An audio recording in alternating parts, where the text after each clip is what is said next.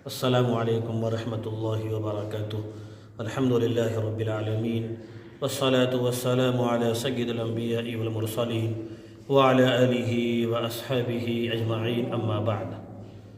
میرے معزز دوستوں، نوجوان ساتھیوں، پردہ نشی ماں اور بہنیں، آج کا سبق جو ہے وہ شراب کے تعلق سے ہے۔ شراب کیوں حرام ہوا اور شراب کے اندر نفع نہیں اور نقصان بے انتہا ہے۔ یہ تو دنیاوی اعتبار سے میں بات کر رہا ہوں، اور جس زمانے میں شراب کی حرمت ہوئی، آپ یقین جانیں صحابہ کرام رضوان اللہ تعالی علیہم اجمعین کی قربانیوں پر عربوں کے گھٹی میں بھرا ہوا تھا شراب، عشق تھا شراب سے۔ ایسے وقت میں یعنی مدینہ کا جو ماحول تھا، مدینہ منورہ کا، مکہ سے جو ہجرت کر کے تشریف لے گئے تھے مدینہ، اللہ نے ایک ماحول دیا تھا اور حالات سازگار کیے تھے کہ احکام الہی کے مطابق زندگی آزادی کے ساتھ گزارو۔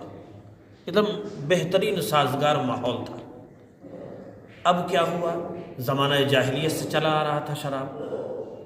اب شراب کے اندر قباحت اتنی تھی، سوائے نقصان کے، یعنی علماء نے لکھا ہے کہ شراب میں بھلائی کے مقابلے میں برائی اور گناہ زیادہ تھا۔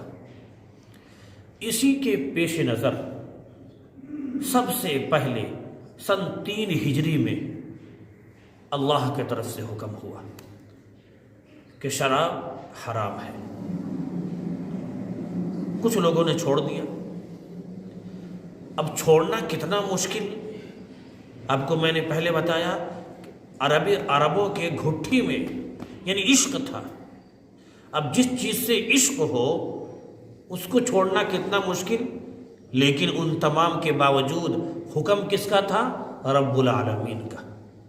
رب العالمین نے آقا پر نازل فرمایا اور آقا نے اپنے صحابہ کو بتایا۔ اب صحابہ کا معمول ایک مرتبہ سن 3 ہجری میں سب سے پہلے حکم نازل ہوا کہ شراب حرام ہے۔ کیوں؟ اچھائی کے بھلائی کے مقابلے میں برائی اور گناہ زیادہ ہے، اسی وجہ سے۔ اب نشے کی حالت میں آپ اندازہ لگا سکتے ہیں، ابھی موجودہ دور میں نشے کی حالت میں کتنی خرابیاں آتی ہیں، کہیں کوئی گر جا رہا ہے، کہیں گھر میں لڑائی ہو رہی وغیرہ وغیرہ۔ بس یہ شارٹ کٹ میں پھر دوسری مرتبہ اللہ رب العزت کی طرف سے نازل ہوا قرآن کی آیت، یا ایھا الذین آمنوا لا تقربوا الصلاۃ وانتم سکارى، نماز کے قریب مت جاؤ۔ اب جب دوسری مرتبہ حکم نازل ہوا کہ نشہ کی حالت میں نماز کے قریب مت جاؤ، چنانچہ پھر اس میں کچھ صحابہ نے چھوڑ دیا۔ پھر تیسری مرتبہ سورہ مائدہ کی آیت نازل ہوئی کہ شراب قطعی طور پر حرام ہے، نازل ہوا اللہ کے طرف سے۔ یہ دیکھیے میرے ایمانی بھائیوں، میرے نوجوانوں، اصل اس کو دیکھنا ہے، حکم کرنے والا کو، اور کس کو حکم کیا جا رہا ہے؟ جو چیز محبوب ہے اس کو۔ اب نازل جو ہوا تیسری مرتبہ تمام صحابہ کرام، اسی لیے اللہ نے فرمایا رضی اللہ عنہم ورضوا عنہ، اللہ کے طرف سے آرڈر آ گیا، گھر بار جان مال سب قربان۔ نبی نے آرڈر کر دیا، گھر بار جان مال سب قربان، آرڈر ہوا تیسری مرتبہ۔ اب کیا ہوا؟ صحابہ کرام نے اپنے اپنے مٹکے کو پھوڑ دیا۔ کتابوں میں آتا ہے کہ حال یہ تھا، حکم ملنے کے بعد برتن اور مٹکے مدینہ کی گلیوں اور راستوں میں شراب ہی شراب نظر آ رہا تھا۔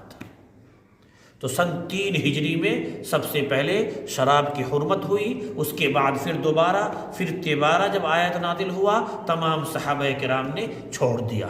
اب پیغام کیا ہے؟ ہمیں بھی چاہیے کہ شراب کی عادت ہے یا آپ کے دوست احباب متعلقین اگر شراب کی عادت ہے ان کو سمجھائیں۔ اللہ رب العزت کی طرف سے حکم ہوا اور فائدہ نہیں ہے، نقصان اور گناہ زیادہ ہے، لہذا بری عادت کو چھوڑنا ہے، اور کیوں چھوڑنا ہے؟ اللہ رب العزت نے حرام قرار دیا ہے، اسی وجہ سے انشاءاللہ اس میسج کو ہمارے نوجوان آگے تک پھیلائیں گے۔ اللہ رب العزت ہمیں بھی اس کو پھیلانے والا بنائے، آمین یا رب العالمین، وآخر دعوانا الحمدللہ۔